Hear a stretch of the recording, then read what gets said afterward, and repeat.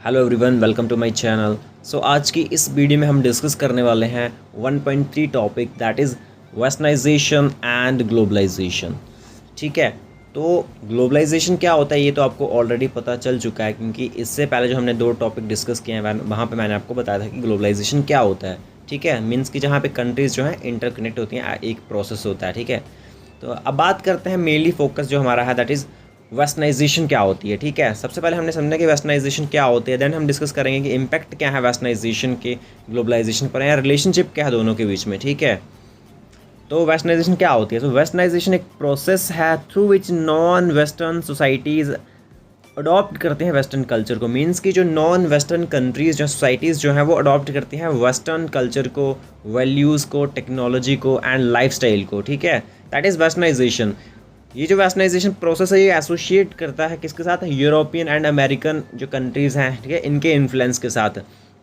Specially बात करें in terms of governance, education and economy and social practices को जब हम अडॉप्ट करते हैं। ठीक है, नेक्स्ट है कि वेस्टर्नाइजेशन कैसे होती है। ठीक है, so westernisation can occur through colonisation, trade, media influence and globalisation. जो मेन मतलब सिग्निफिकेंट टॉपिक जो इसका मतलब यहाँ पे रहता है एस्पेक्ट, ग्लोबलाइजेशन की वजह से जो होती है। ठीक है, नेक्स्ट है कि ये अफेक्ट करती है वेरियस एस्पेक्ट्स ऑफ लाइफ, मतलब एक लाइफ के वेरियस एस्पेक्ट्स को जो है इन्फ्लुएंस करते हैं, अफेक्ट करते हैं। जैसे कि बात करें लैंग्वेज को, क्लोथिंग को, फूड हैबिट्स को, education system, legal frameworks and technology advancement. Means कि जैसा कि हम ही हैं इंडिया जो है अब वेस्टर्न कंट्री से जो कितनी मतलब हमारा जो क्लोथिंग स्टाइल है, फूड हैबिट्स जो है कैसे वो हमारी चेंज होती जा रही हैं। ठीक है, तो ये इफेक्ट रहता है वेस्टर्नाइजेशन का। अब बात करते हैं कि इम्पैक्ट क्या है। ठीक है, सो वेस्टर्नाइजेशन एंड ग्लोबलाइजेशन जो है वो डीपली या क्लोजली लिंक्ड है एक दूसरे के साथ। ठीक है, ग्लोबलाइजेशन जो है वो एक्सिलरेट करता है वेस्टर्नाइजेशन को, स्प्रेड करते हुए वेस्टर्न आइडियाज़ को, प्रोडक्ट्स को एंड लाइफस्टाइल को वर्ल्ड वाइड। ठीक है, अब इनके हम जो है की इम्पैक्ट देखते हैं। सबसे पहला that is spread of western culture and lifestyle. ठीक है, तो यहाँ पे आप देखेंगे कि वेस्टर्नाइजेशन जो है वो डोमिनेंस कर चुकी है वेस्टर्न म्यूज़िक की, या ग्लोबलाइजेशन की वजह से कह सकते हो आप, क्योंकि ग्लोबलाइजेशन से ही जो है वेस्टर्नाइजेशन इंक्रीज़ होती है। तो वेस्टर्नाइजेशन जो है डोमिनेंस कर चुकी है वेस्टर्न म्यूज़िक की, फैशन की, सिनेमा की, फूड हैबिट्स की अक्रॉस द ग्लोब। ठीक है, फास्ट फूड चेन्स की अगर हम बात करें, जैसे कि मैकडोनाल्ड हो गया, KFC हो गया, ठीक है, स्टारबक्स जो है वो ऑलमोस्ट हर एक कंट्री में फाउंड होते हैं।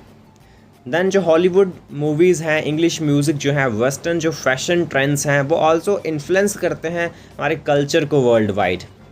ओके, नेक्स्ट पॉइंट आप यहाँ देख सकते हो that is influence on education and language. तो क्या इम्पैक्ट पड़ता है वेस्टर्नाइजेशन का एजुकेशन के ऊपर एंड लैंग्वेज के ऊपर। तो due to westernisation many countries जो हैं वो अडॉप्ट कर चुकी हैं वेस्टर्न एजुकेशन सिस्टम को। ठीक है, जो हमारे ट्रेडिशनल लर्निंग मेथड्स हैं उनको रिप्लेस करते हुए। ठीक है, नेक्स्ट जो इंग्लिश जो है वो एक कॉमन मतलब एक ग्लोबल लैंग्वेज बन चुकी है कम्युनिकेशन की, बिजनेस की, डिप्लोमेसी की, वेस्टर्न इन्फ्लुएंस की वजह से। क्लियर। नेक्स्ट जो यूनिवर्सिटीज़ हैं एशिया में बात करें, अफ्रीका में एंड मिडल ईस्ट में, वो आल्सो फॉलो करती हैं वेस्टर्न स्टाइल करिकुला को, और जो रिसर्च मेथड्स हैं, ठीक है, जस्ट कहते हैं वेस्ट के द्वारा, उनको जो है फॉलो करती हैं। नेक्स्ट पॉइंट है that is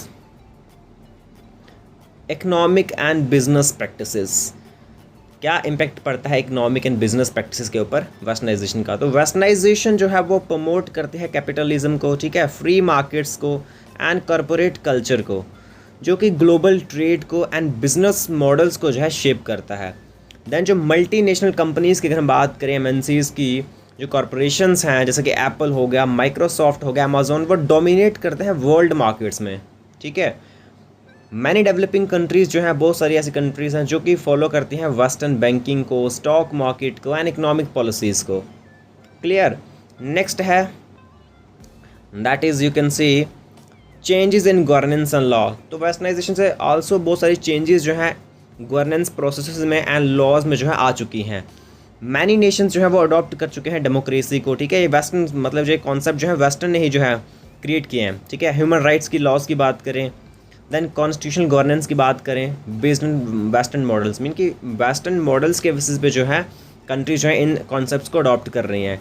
concepts like gender equality की बात करें, फ्रीडम ऑफ स्पीच की बात करें, लीगल फ्रेमवर्क्स की, वो आल्सो इन्फ्लुएंस क्या कहाँ से हुए हैं, वेस्टर्न पॉलिटिकल थॉट से, ठीक है।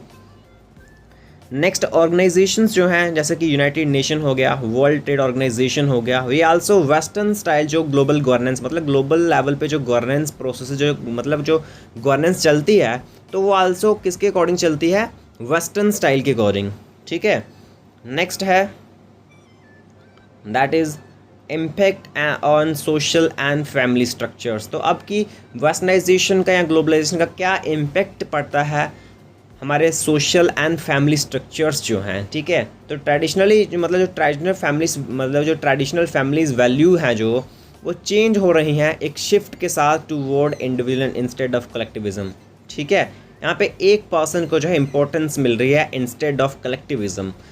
जो इंटर कल्चरल मैरिजेस जो हैं, न्यूक्लियर फैमिलीज़ की हम बात करें, वो बहुत कॉमन होती जा रही हैं day by day due to western influence की वजह से। देन बात करें फेस्टिवल्स की, तो जो वेस्टर्न फेस्टिवल्स की अगर हम बात करें दैट इज़ क्रिसमस डे हो गया, ठीक है, हेलोन हो गया, वैलेंटाइंस डे जो है वो आल्सो वाइडली सेलिब्रेट किए जाते हैं नॉन वेस्टर्न कंट्रीज़ में, ठीक है। इंडिया की बात करो आप, यहाँ पे भी जो क्रिसमस है, वैलेंटाइन डे सेलिब्रेट किया जाता है, ये कहाँ के फेस्टिवल्स हैं, वेस्टर्न के, ठीक है, वेस्टर्न कंट्रीज़ के फेस्टिवल्स हैं, ओके, जो कि वाइडली सेलिब्रेट किए जाते हैं नॉन वेस्टर्न कंट्रीज़ में। नेक्स्ट है that is technology advancements and digital revolution. तो आपको पता है कि वेस्ट जो है वो एक मतलब एक क्रूशियल प्लेयर है, एक लीडर है साइंटिफिक डिस्कवरीज़ में, इंडस्ट्रियलाइजेशन में एंड डिजिटल टेक्नोलॉजी में।